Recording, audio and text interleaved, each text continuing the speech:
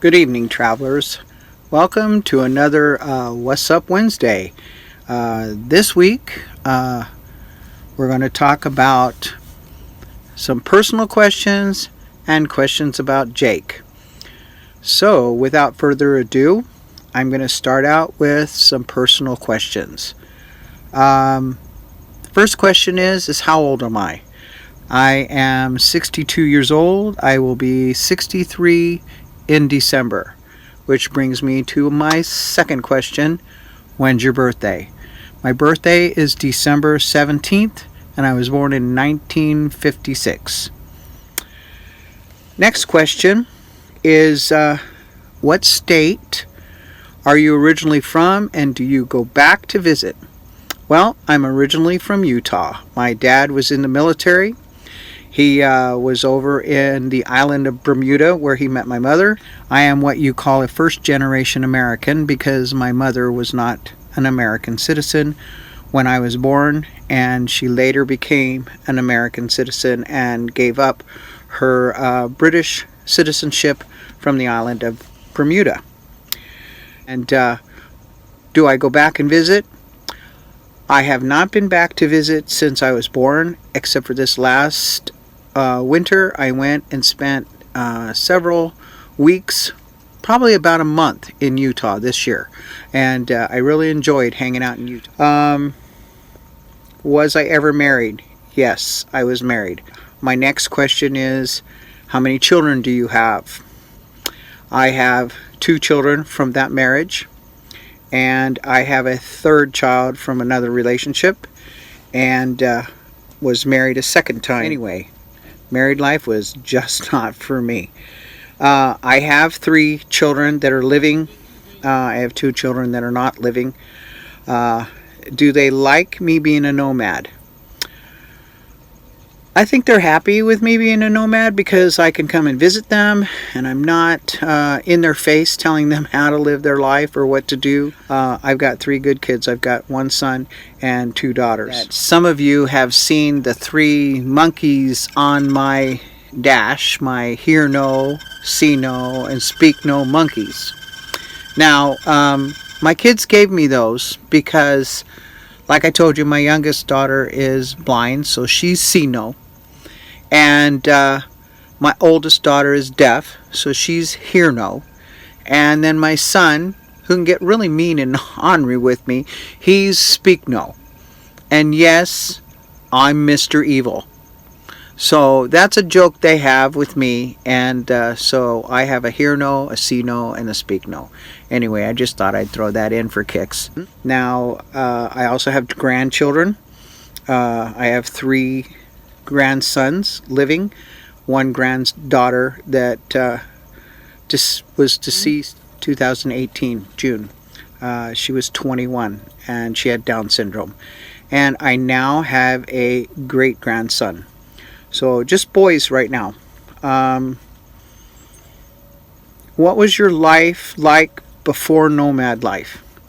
Well, I lived in a sticks and bricks like most people. I worked to support my family.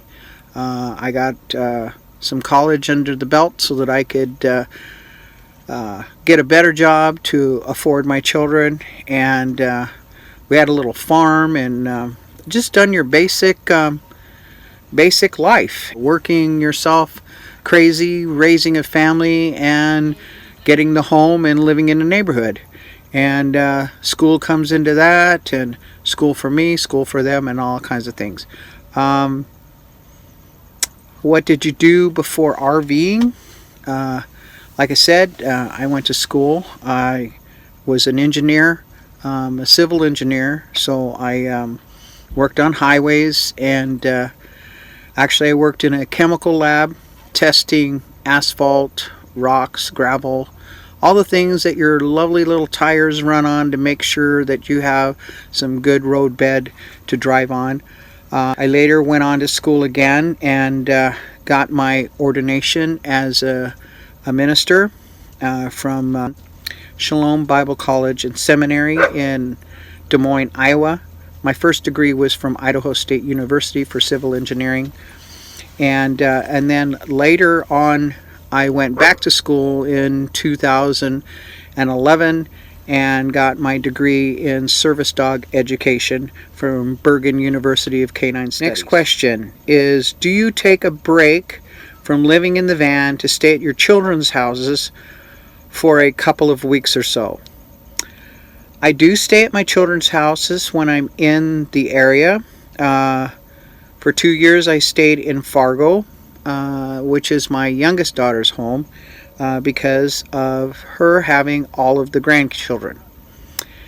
Last summer I stayed at my oldest daughter's home, and I have not stayed at my son's home yet.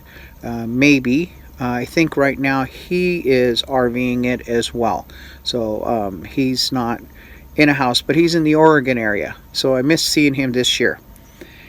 Anyway, when I go to visit them, I do not take a break from the van, and I think that's what you're asking. Do I leave the van and stay in their homes? No, I do not. I stay on their driveway, or I stay very close to their house, and my youngest daughter has a driveway I can stay on and plug into electricity if I want, or use a solar, and my oldest daughter, I stayed on her driveway this year. My van is my home. That's where my bed is, my house, my kitchen, my fridge, all the comforts of home are in the van. Last year or year before, I spent Christmas with my brother, who's in Hemet, California, and I stayed in front of his house in my van. If I ever go to anybody's house, which I really don't like to do unless I'm absolutely positive that they have a neighborhood that's okay with you staying in a van and a flat surface to park the van on. I've had some very sketchy surfaces to park on. Then I won't go and park there. I will park somewhere else, and they'll have to get in their car and come see me or something of that nature. But no, I do not leave the van when I see the family. Next question, do you get to visit your family much since you travel? Now, I know a lot of people ask me about that because I have a lot of grandmas on this channel, and I have some grandpas. And the third category, grandparent. And that's what I am, a grandparent. A lot of you ask, if I get on the road, I'm going to miss my grandkids. I'm not going to be able to see them. I'm not going to be able to see my family. Contrary. You get on the road, you can see them more often, unless you were like in their neighborhood. They're going to be happy because when you see them, they're going to be excited for you to come.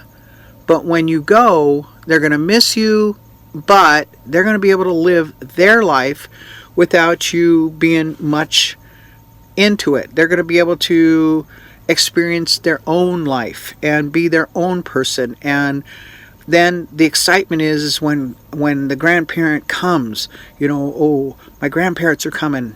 Then they get all excited.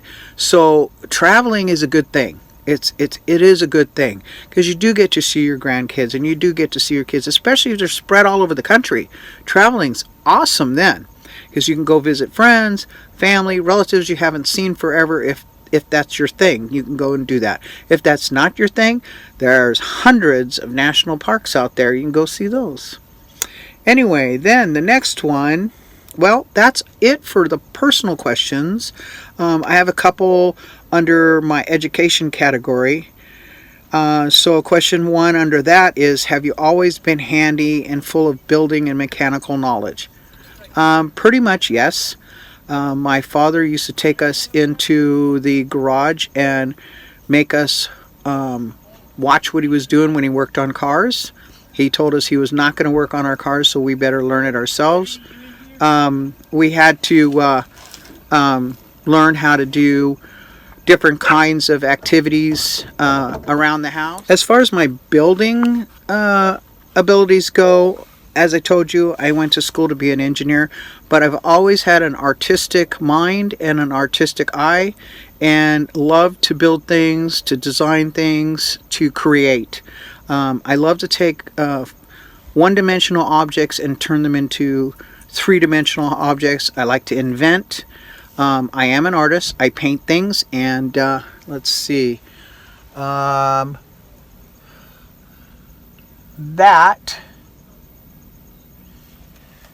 and that are two of my paintings. Anyway, those are two of my paintings. I do landscapes and that sort of thing. Anyway, in 2008, I partnered with Habitat for Humanity and built my home. And when I say I built my home, yes, they helped me, but I built my home. And that's the way their program works. There's lots of volunteers and everybody helps and everybody builds. And as soon as they finished building, I went in and remodeled on the inside and built a lot of the home myself because I was not happy with some of the floor plan. But according to their contract, I had to have it built the way they wanted it, and then I could do what I wanted once I signed the papers. So anyway, I have a vast experience in building, woodworking. I'm not a finished carpenter by any means as a stretch, but I can build something. I can put something together and it's going to hold up, and it's going to look pretty good when I finish it. Question number 2 on education was, how did I get into dog training? I've been training dogs since I was a kid. Been training dogs my entire life, and training show dogs primarily is where I started. But and then I got into dog grooming, and then when I got out of high school, I was a veterinary technician for a little while, and then my family and I, my children and I, we bought a hobby farm and started raising pack goats. We lived up in the Idaho area and raised pack animals for people to take and go into hunting and bring their deer out of the primitive area. And that was a lot of fun. So, like I said, in 2011, I went to dog training school to learn how to train service dogs. And how I got into that is because when I became disabled, I tried to get a service dog and couldn't. They were very difficult to get. The waiting list was years long, and so I decided to train my own, and I trained my first 2 service dogs. And then when I got Jake, I decided to take him with me, and we both went to school and we both graduated at the same time. After I graduated from Bergen University of Canine Studies, I went back to my home base and I opened a business training assistance dogs called Triple M Assistance Dogs. I was in business from 2012 until 2015 when I sold everything, closed the business down, had my grandson move back in with his mom. He lived with me for a little bit, and that's when I bought my motorhome and I hit the road.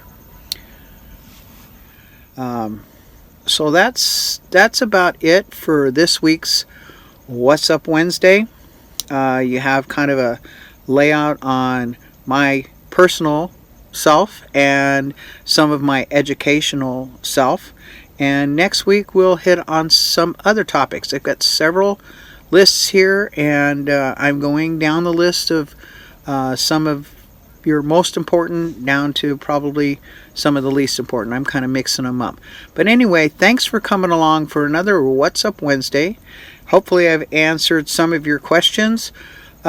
Leave some more if you want to. I'll be talking again.